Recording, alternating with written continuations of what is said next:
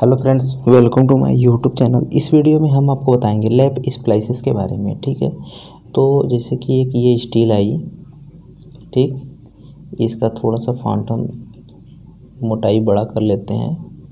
ये जैसे कि एक स्टील आई, ठीक, और इसी में ये अटैच होके ऐसे इसमें ये दूसरी स्टील नीचे तक चली गई। ठीक, तो ये बीच में जो स्टील का जॉइंट होता है, ठीक है, इसका जो लैप लेंथ होता है यहाँ से लेके और यहाँ तक जो भी लैप लेंथ है उसी को बोलते हैं लैप स्लाइस। ये लैप लेंथ ड्राइंग में कुछ भी हो सकता है, जैसे कि ड्राइंग में 50D दिया है या फिर 45D दिया है, यही होता है लैप लेंथ। ठीक है, अब इसका रूल क्या होता है वो हम आपको बताते हैं एक एक करके।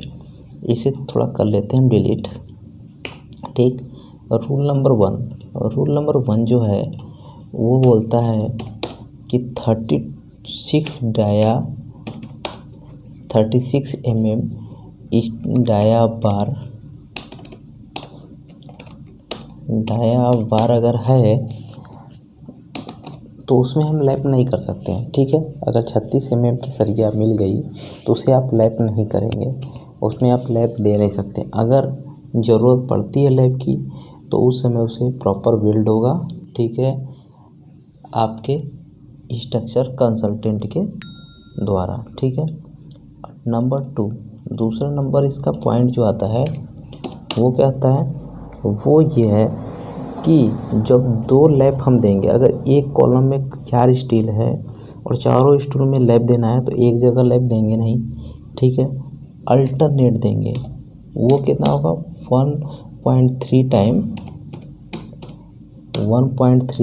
Of lap length.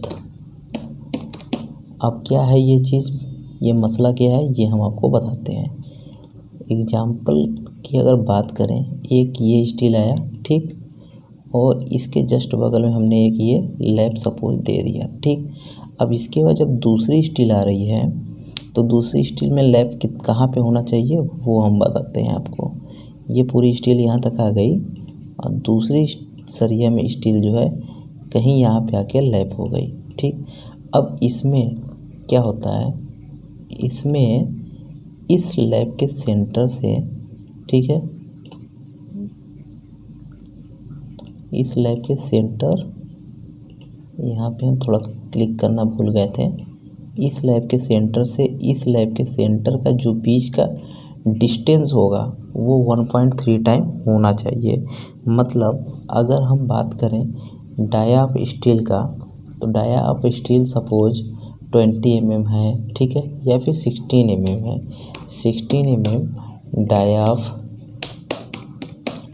स्टील दिया है, ठीक है, दिया है,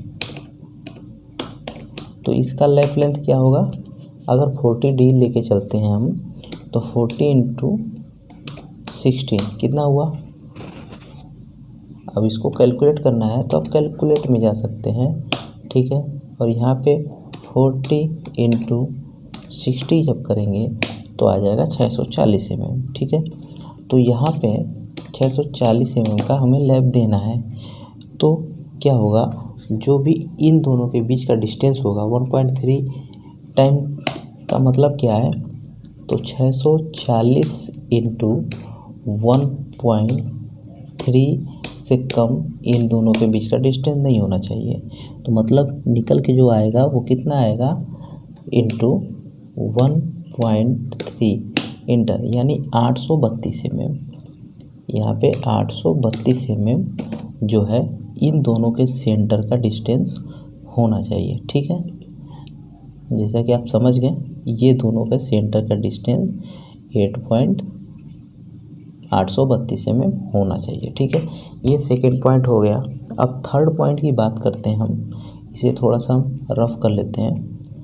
थर्ड पॉइंट की अगर बात करें तो वो क्या है, वो जो है ये है, जैसे कि आपने देखा होगा कुछ फ्लोर ऊपर जाने के बाद ये जो लैप सरिया में देते हैं हम, नीचे वाली डाया जो होती है हायर होती है और ऊपर वाली डाया लोअर होती है। सपोज नीचे से जो हम बिल्डिंग बनाते आ रहे हैं उसकी डाया है 25 mm की ये स्टील है, और ऊपर की है 20 डाया, ठीक है, 20 डाया। अब इस केस में क्या होता है, जब हम लैप करते हैं तो हम कंफ्यूज रहते हैं कि जो लैप लेंथ हमारी आएगी ये वाली वो कितनी होगी।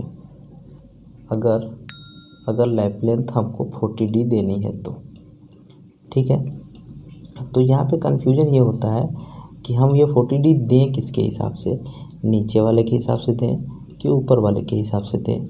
तो हमेशा आपको ये ध्यान रखना है, हमेशा भी आप लैप लेंथ ऊपर वाले स्टील जो ऊपर में आ रही है उसके हिसाब से देंगे। लेसर डाया जो भी होगी उसके हिसाब से ही आप लैप लेंथ देंगे, क्योंकि नीचे की जो स्टील है ऑलरेडी अपना लोड ले चुकी है, ठीक है, इसलिए इसको लोड लेने के लिए ये अपने हिसाब से इसका लैप आपको देना होगा, ठीक है। तो ये बहुत ही इम्पोर्टेंट क्वेश्चन है जो कि कई लोगों को कन्फ्यूजन होता है, वो हमने आपको इसमें बताया। तो कभी भी आप लैप देंगे ऊपर वाले स्टील के अकॉर्डिंग ही देंगे, ठीक है। आई होप आपको ये वीडियो अच्छी लगी हो, अगर अच्छी लगी हो तो please like comment and share करना ना भूलें, ठीक है। मिलते हैं नेक्स्ट वीडियो में।